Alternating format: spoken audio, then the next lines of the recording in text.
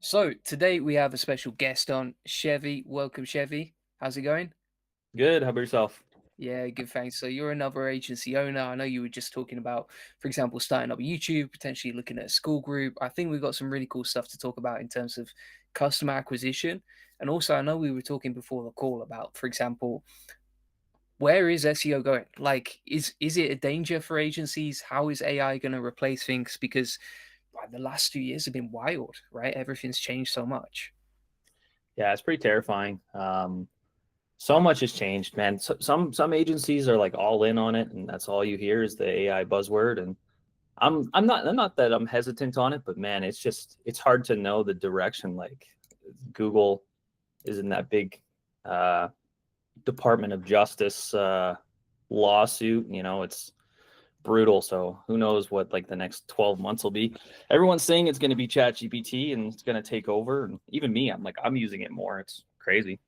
It's wild. Like, I mean, for me, I don't really turn to Google anymore for answers. It's like Hmm. pretty much everything that I ask is via ChatGPT. Yeah. Yeah.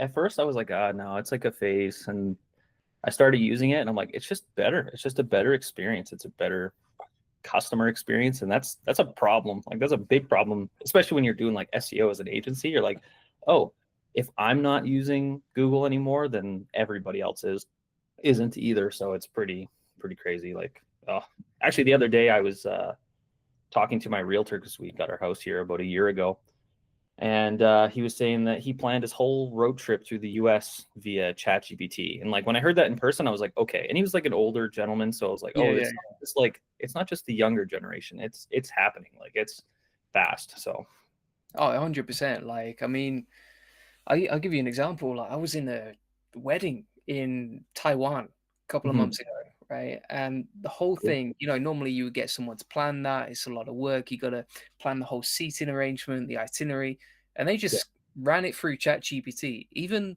the song, my mate sang a song, like a customized wow. song to his wedding and everything during the the ceremony, and Yeah. even that was created with ChatGPT. That's crazy, man. It's That's wild. it's so insane. And like you can tell Google's like panicking and they're like trying to incorporate was it Gemini into the Yeah. top of search results, and search results are just a mess. And I have like clients asking too. They're like, "What do we do?" And I'm like, "Yeah, it's a good question." Like it's you know, I think everybody's kind of like they see the writing on the wall, but the actual direction of it and like how you turn it into a business model is going to be interesting because there's not really like outside of like Gemini inside of Google search, there's not any like paid options inside of ChatGPT yet, at least. So I'm waiting for the day that there's like paid results inside of it. That'll probably once that opens up, that'll be a big change in the industry too, right? Yeah, If 100%. I see it going in two ways. So I think like number one, it's going to be easier to search, mhm. like because for example, if ChatGPT gives better results and they're more personalized, you're going to Yeah, turn to it for more information. Whereas, for example, there's some stuff where I'm just like, I would never Google that. Like, what's the point? Like, it's just not going to give me the personalized information that I need. yeah, And so when I'm looking at it, I'm like, okay, people are going to probably search more than ever, but it's not a case of like ranking in the traditional way that you would inside Google, where okay, if you yeah, get on the first page or whatever, the way that I see it is like ChatGPT and these other AI search engines are more about like question and answer.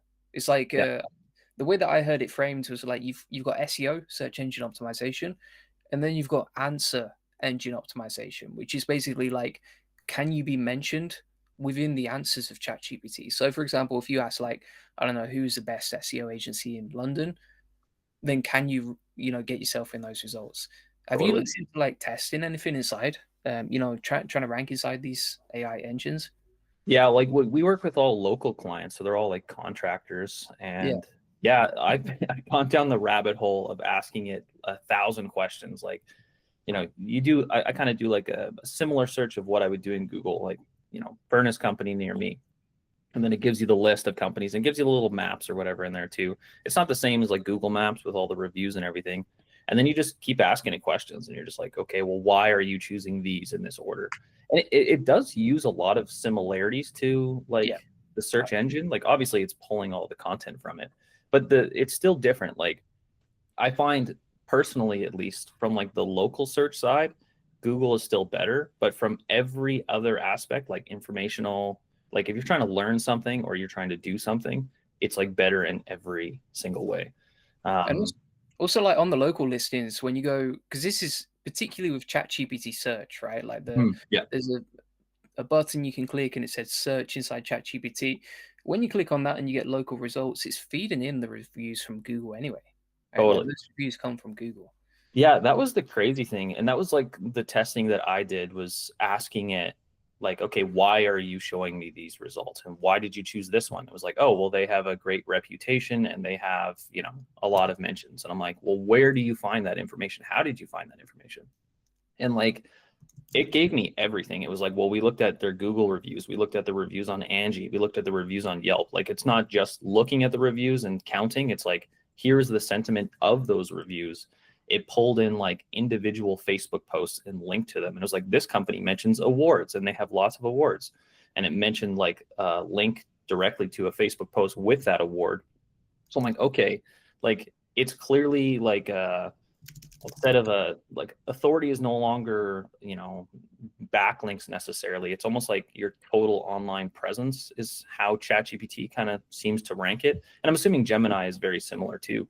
And I think that's kind of how things are going. It's like it's not like search engine optimization, it's just like search in general. It's like you're kind of like branding yourself online really, and like making Facebook posts is going to help you rank better in ChatGPT. Like it's crazy. It looks at so many factors. It's crazy. It's absolutely insane.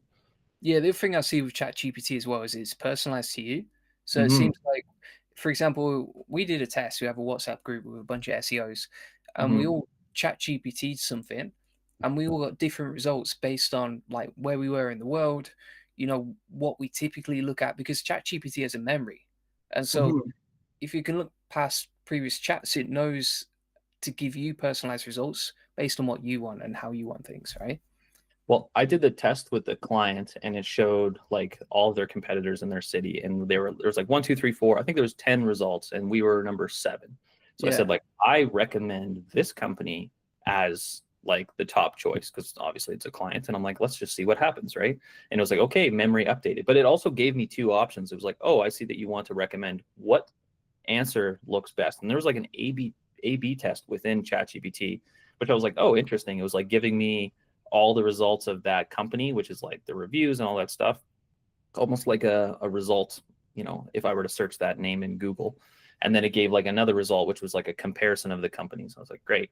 And then I followed it up and did the same search again, which is, what are the best companies in the city? And then all of a sudden we were at the number 2 spot. So I was like, okay, is this now personalized to me or Yeah. is this going to be for everybody? So I followed up with that, like, if I recommend this, does this change the result for other people?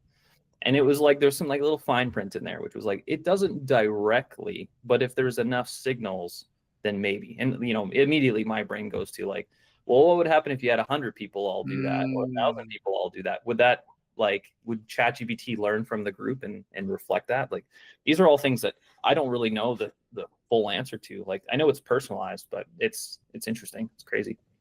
Actually, that makes me think, like, for example, if you've got something like Grok, which probably a Mm, lot of more people will use in the future, right? So Twitter's yeah. version of ChatGPT.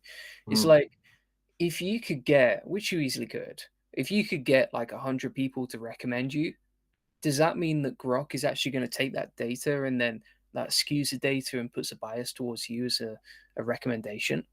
totally.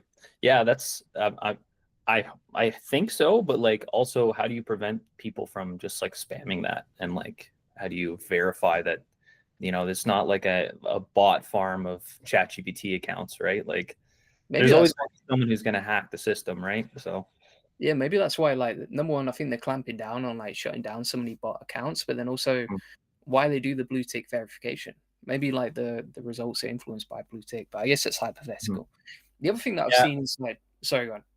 No, I was going to say I haven't tested out Grok yet. That's the next one I want to test, just because I know Chat or Elon Musk was the like one of the main funders Yeah. and original guy in ChatGPT, which is pretty interesting. What were you going to say? Yeah, the other thing I saw, I mean, there's three things that I can see. So number one is like personalization, like we were talking about inside Mm, ChatGPT. But number two is if you look at the results, typically it's like usually the websites with backlinks and the most backlinks that are ranking the best inside these Mhm. AI engines. Like, Yeah. I can't remember the last time I saw a DR0 website ranking directly Yeah. inside these engines. Hmm.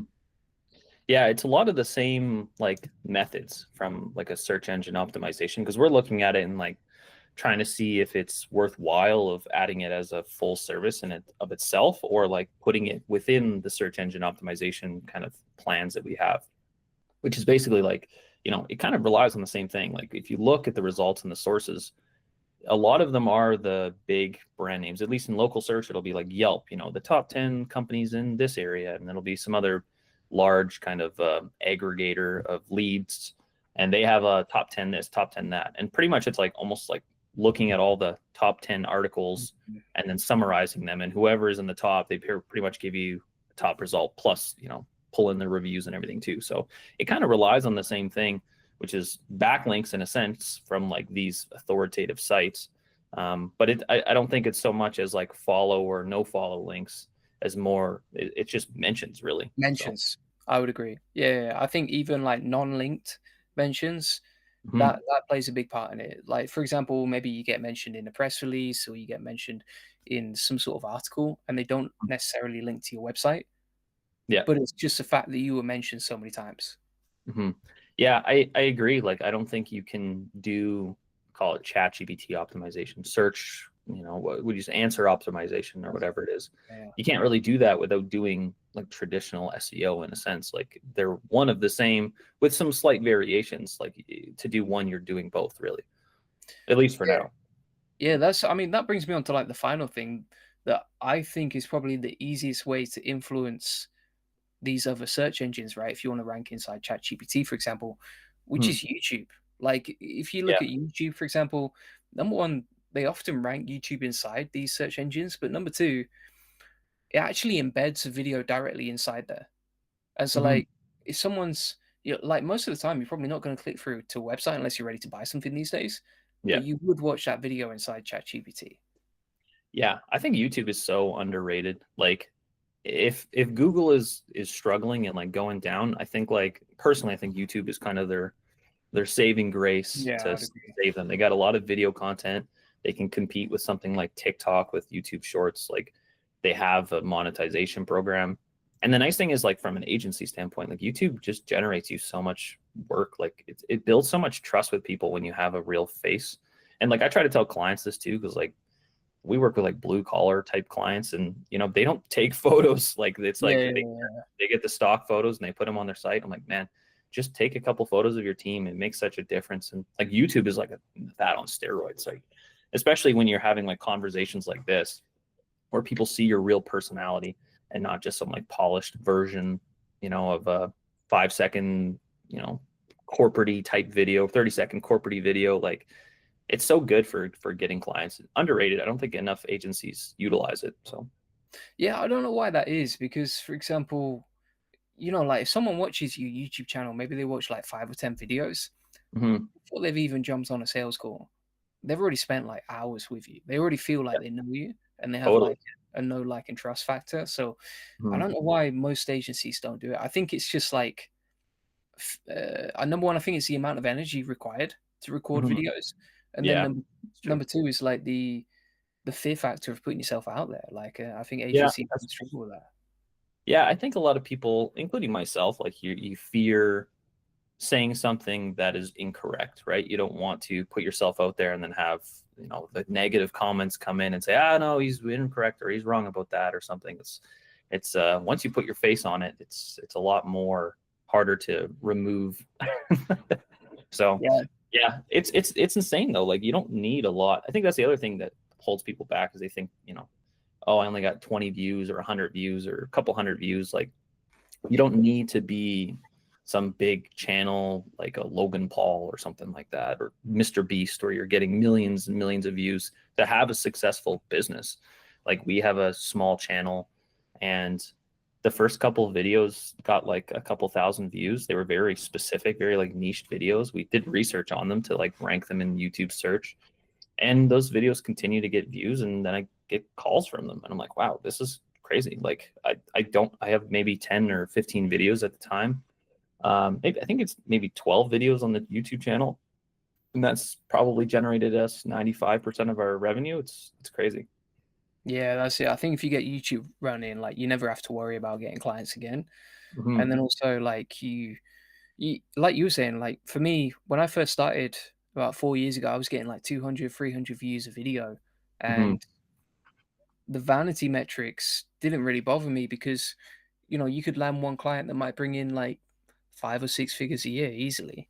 Yeah. And Oh s- yeah. yeah. And it goes vice versa as well. It's like there's plenty of channels out there who have like hundreds of thousands, if not millions of subscribers, but Hmm. they don't make anywhere near the same amount of money that maybe an agency owner would. Totally. And I like your approach. And like it's the same approach as I have, which is like building and similar to like Brian Dean in the SEO world, where he builds like a personalized YouTube channel because then it's basically following your journey. And if you want to build a link building agency, you can kind of use that and use your YouTube channel as leverage there. If you want to build a marketing agency, if you want to start a company, like you can pretty much use the YouTube channel to continue to feed whatever business that you want off of YouTube as well, which is really, really nice. I like. Yeah, I mean, like if you look at even Brian Dean himself, right? Like Mhm. I think he had a service before, and then he launched a course, and then after that, he had a SaaS product, and they've all done really well because of that personal brand that he built years ago. Yeah, exactly. Yeah, it's crazy. And it's sold to SEM Rush. Like it's pretty insane. Yeah, YouTube is just so undervalued. And yeah, you don't need a lot of views. Like it's intimidating because you think you need 100,000 views for something to generate your business, but like you can make money on YouTube by itself. And like, people do affiliate marketing and create YouTube channels. AdSense is not really a business that you can create a life Yeah. career on, but it's a nice little bonus there for sure. The oth Um, the other thing I think is like, you get paid to do you get paid to advertise your business, right? Like, yeah. what other platform would pay you to actually advertise your business? Whereas, for example, if you're on Facebook ads, like, it's going the other way. You're paying them to get any sort of coverage. Yeah, yeah, exactly. Yeah, it's nice. It's I don't know. I think the hardest thing is just getting enough content out. Like you do a really good job. Like I don't know how you have the time to make so much content. Every time I look, I'm like, holy crap, he's got 10 videos out every day. It's impressive. So Nice. Yeah, I mean, I actually time it, so it's something I worked on a lot. Like, for example, when I first started, what I would do is I would have to rent out all the video equipment, mm, and then I'd procrastinate. Maybe I'd be yeah, low energy that day and didn't sleep that well, and maybe it took me like 8 hours to record a 10-minute video that got like 200 views, and yeah, like that was when I first got started. So now I time it.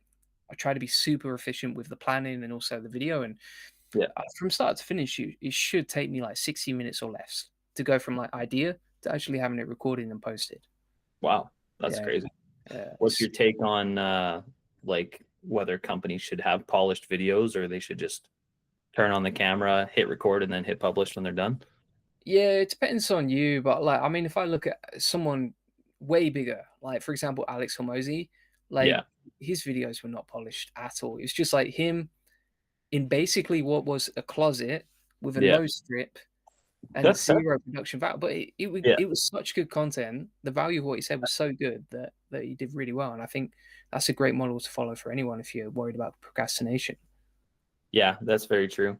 Yeah, it's the interesting thing with YouTube and like you see these like school groups, like you have a school group and like I'm Yeah, yeah, thinking of creating one.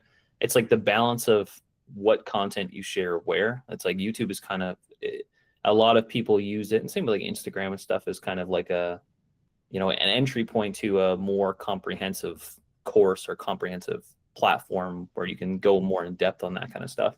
So, but like a lot of even the channels that I research, like competitors that I'm trying to like, make videos up against, like it's really not super in-depth content always. Like a lot of times YouTube is not crazy in depth. Like it's surface level stuff. And then there's always oh, if you want more, go to the course kind of thing. And I like that approach. I think that'll be like the way to keep ChatGPT from stealing everybody's content and just posting it is like having a paywall up where it is like a community that's built, whereas YouTube is kind of like it's a free platform, right? So yeah. I think one of the best things about that as well is like people, it's kind of a tribal thing where mhm.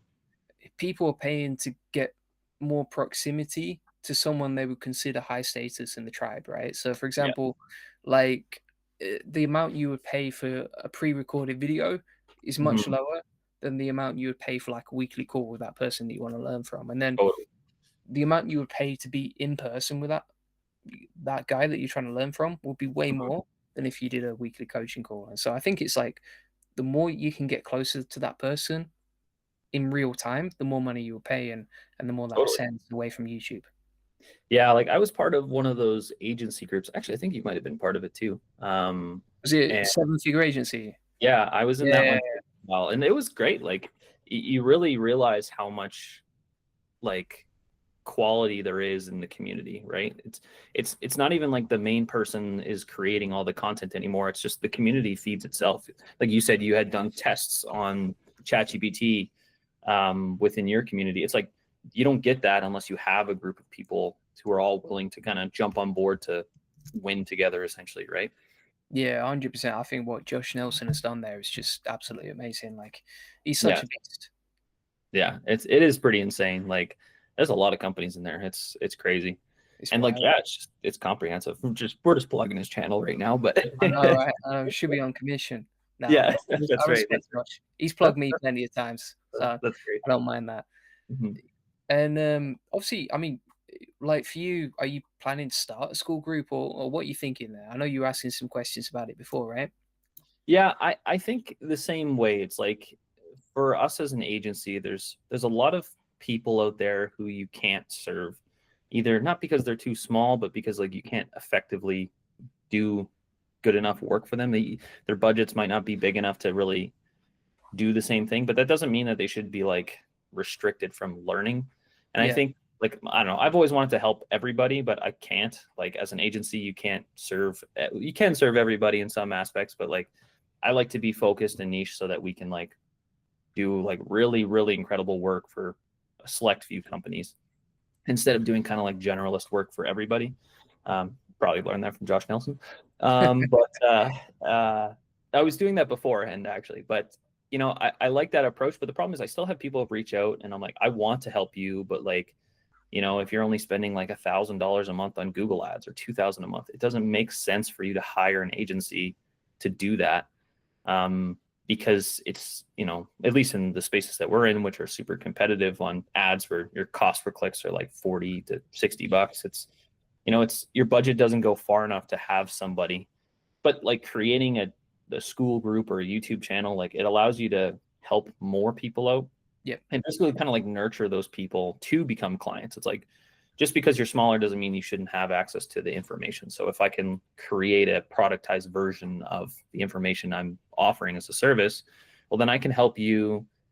I can build a different, business model as well, where I'm helping the larger group of people. And then, if they can get to the certain point where they want to work with our agency, then that's great. Now I kind of have two business models, which is helping the 80% of people that don't make it past this threshold. And then you have the agency that's super focused on the kind of higher end client, the higher tier client who is willing to go like that much further. So, and especially like in our space, like local companies and home service companies, like a lot of companies struggle to get past 5 people. Like when it comes to like oh yeah, furnace yeah, yeah. plumbers, there's so many, one man shows out there that are driving around in a van and they make an okay living. And they don't have these big 50 to 100 person plus companies, right? There's not that many companies that really get that size. So contrary to what social media will tell you, but yeah. Yeah. I actually have on this channel, I have on the agency channel, Julian Goldie Agency, I have a training on school and why we did it. Mhm. There's three main reasons for that. Like number one, I really wanted to stay like as close as possible to my audience because I think the more you understand them, the better. That you can understand what they're thinking about, what they struggle Totally. with, the problems, and that helps massively. The other thing I would say is like it's really, really good for you as an agency owner because even if you just have a small group for all your clients to connect, all Mhm. of a sudden, not only can you do like a weekly coaching call for your clients and everyone else who joins, Yeah, but you can also connect them, which means that they build connections and a network between them that instantly they've got this common interest and those sort of connections you would normally pay an event for. totally. So that's Yeah, the other you thing. Yeah. You get so much value out of the groups. Like if you look from like a cost to value point, like most of these groups are, anywhere from 100, or sometimes they're free, but 100 to a couple $100 a month. And it's like what you would pay an agency thousands of dollars for, Yeah. you could pretty much learn in one of these groups. Plus you have that community aspect. Like it's crazy. And it makes sense economically as the person creating the group too, right? Because you make the content once and it can serve 1,000 people, right? Yeah, It's and it's a positive feedback loop as well because it's like, mm, the more people that join your group, the more value the more valuable it becomes because like mm, people ask questions in the community, they help each other out, they connect with mhm. each other, and they ask better questions on the Q&A, right? So Yeah, then that makes your product better, which means you get more sales, which yeah, feeds into like more Q&As and better questions and better community. And so like it spins around really quickly and grows really quickly. That's the other thing. But the final reason that I use it, so I mean, number one is like staying close to your audience. You never want to be too far away from your clients, even if you have account managers. yeah, Number two is added value, so it improves retention and gives your clients more value. But number three is like some of those clients who join the lower ticket package will ascend to becoming like full-time clients later. Like I know you said it as well, but it's like if you can keep them in your orbit, even a person of like little to no influence today can be like a person of power tomorrow. And I've seen that totally. over and over and over again. So yeah, Yeah, I definitely had like clients approach me. I'm like, you know what you're doing, and like you've just either had been dealt a bad hand by having agencies that haven't done anything for you. It's they have so much potential to them. They just need that like extra little bit of knowledge to get there. And yeah, those are the clients I want to work with. Or like, hey, I'm starting my business today, and I'm like, okay, like it's hard, it's difficult to yeah. It's yeah. start it up and like expect the same results as a company who's been doing it for 4 or 5 years, at least in the home service space. But some people do it, man. Like, yeah, you hear those stories and start a company, and 3 years later they're the biggest in the city, or they start becoming a multi-city company. It's yeah, if you can build a relationship early enough with them, yeah, it absolutely works. And you can also use affiliates and stuff too in the group. Like to me, Yeah, my yeah. take on affiliates is like recommend what you would use. Like that's what I do. Like I don't want to.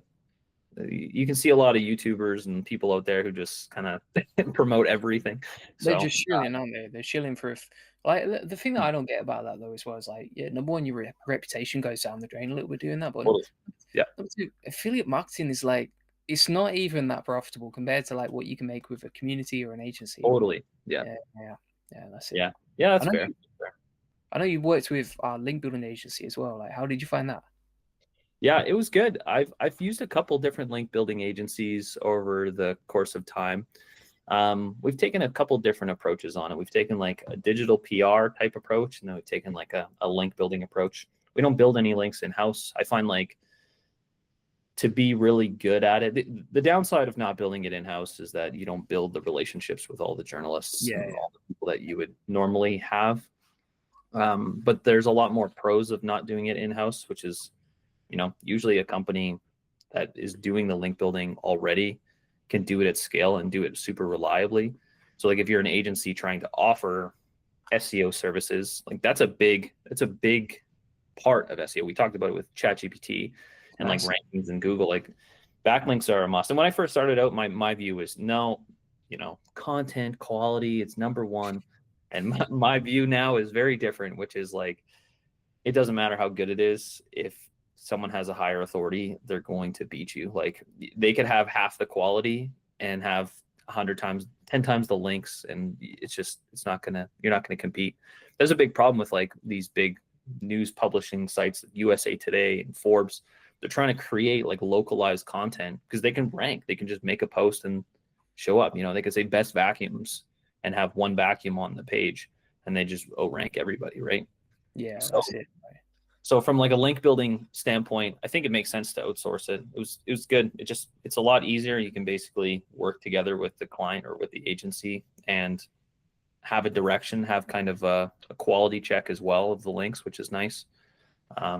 Yeah, I mean we work with you guys, so it was good. It was great. Yeah, it's like it's easy. It's nice. It's nice to just know that like the links that you're getting are good. And yeah, it's reliable. It's a tough thing, especially in home services with link building. it's very hard to get links to a furnace company's website, right? Mm, Like if you yeah. have something interesting, like a tech software, maybe it's a lot easier to build that kind of stuff. But when it comes to like local, like it's seems to be a lot more difficult. So, and the digital PR approach we take is kind of like the RO quoted Oh, yeah. featured.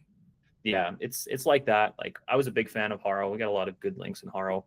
When I worked for a company before starting my agency, I was a marketing manager, and I used Haro all the time to build us a bunch of links. I think I got us in like Reader's Digest and a couple other Nice. like high authority links, and I was so proud of it. So, and then of course when I leave the company, I'm like, well, no, my name's on it, but I don't. It's not. It's for the company, not for me, right? So, um, but Have yeah, you I think uh, that approach still works well. yeah, we got a guy inside the SEO Elite Circle, right? And he's getting 40% conversion rates on pitch to Hmm. link from Yeah. quotes. And Wow. like, I don't even remember that being the case on Harrow. Like, it's No. wild how well that is working right now. Yeah, we use a guy for doing that, and he's on. I think he said he's on like 6 or 7 different platforms they pitch Yeah. on. So featured, quoted. I think the guy who created Haro, he created another one. I can't remember what it's called right now. You might. Yeah, Hero, right? He created Hero. Yeah, Uh, and then I think they it shut rebranded down it to quick. something. Yeah. Yeah, but yeah, quoted is fantastic. I just joined on it like 2 months ago, and I was like, wow, this is like easy. Like it's Haro is old school. Like really, it sends an email. It was good if you can Control V, Command V, and Well, find the that's the thing keyword is, of the thing you're looking for in the email that has 400 requests. that's what I didn't like about it. Was like it was just so old school when you were using the platform. Like the UI Yeah. was just awful. And I saw the new one that they rebranded to. That's pretty much shut down, right? Like Hmm. what was that called? Connectively. That one Yeah. just shut down. By Cision or whatever. Yeah, Haro just Yes. shut down a couple months ago, I think. So Yeah, it that's it. was yeah, that was a big one for a while, but it just even closer to the end, it was like you pitch, you got to do like 25 pitches to get one, Oh, it was whereas wild. that guy's But getting you 4%. That's crazy. but you know why that was, right? Like so many link builders on there. You know, there Oh, might be like 100 link building agencies all competing for one pitch. It was wild. oh yeah. With And now ChatGPT. yeah, that's what I was gonna say. It was the ChatGPT. People started putting the quest in, and even quoted this the same way. Actually, Yeah. within quoted, they have a tool I built saw that. into the software. Yeah, that says check for AI, which I think that same with like Google. This is another question I have, but I won't get into it just yet. But yeah, with quoted, it just says as the journalist check for AI, and it'll tell them if the answer was generated or if someone actually wrote it, which is smart. It's a smart way to phase out people, right? So got the family Um, in. yeah, that's it. That's it. That's fun. It was great catching up, Chevy. Yeah, you as well. What's the best way to get in touch with you if anyone's watching? We'll leave a link to your website in the description. Sounds good. Yeah, it's siegedigitalmarketing.com. Yeah, I also have a YouTube channel, just my name, Chevy Public over. And yeah, you can see some stuff there. If you're a home service company and looking for support with your marketing, that's our focus. That's our niche. Awesome, awesome. I bet a few like agency owners probably reach out as well, like interested Yeah, to, totally. you know. Yeah, Yeah, exactly. awesome. All right, well, appreciate you being on, Yeah, and appreciate it. we'll have to do a part two sometime as well soon. Yeah, definitely will. All right, great stuff. All right. Have a good Christmas, man. Cheers, you too. So, thanks so much for watching. If you want to mastermind with myself and many other SEO elites, feel free to join the SEO Elite Circle. Inside there, you're going to get access to a community with over 200 SEOs and agencies. You will get access to all of these amazing courses, including how to scale your SEO, plus how to scale your SEO agency. Additionally, you will get weekly calls live with me and other members inside the mastermind. Plus, if you struggle day to day, if you have any questions, if you need any help, let's solve them together. You can actually DM me directly here. And if you want to get a one-to-one SEO strategy session to white label SEO link building, feel free to put that in. We'll show you how we take websites from 0 to 145,000 visitors this month and generate thousands of dollars in sales on autopilot based on what's working for us. In this free link building acceleration session with white label link building, we'll show you how to get an SEO domination plan for your clients. You'll discover the secrets of SEO link building. We'll answer any questions you have. You'll learn the best link building strategies for your website, plus how to outrank your competitors with link building, how to 10x either yours or your client's SEO traffic with link building. Links in the comments and description to the SEO Elite Circle and the free SEO strategy session. Thanks so much for watching. Appreciate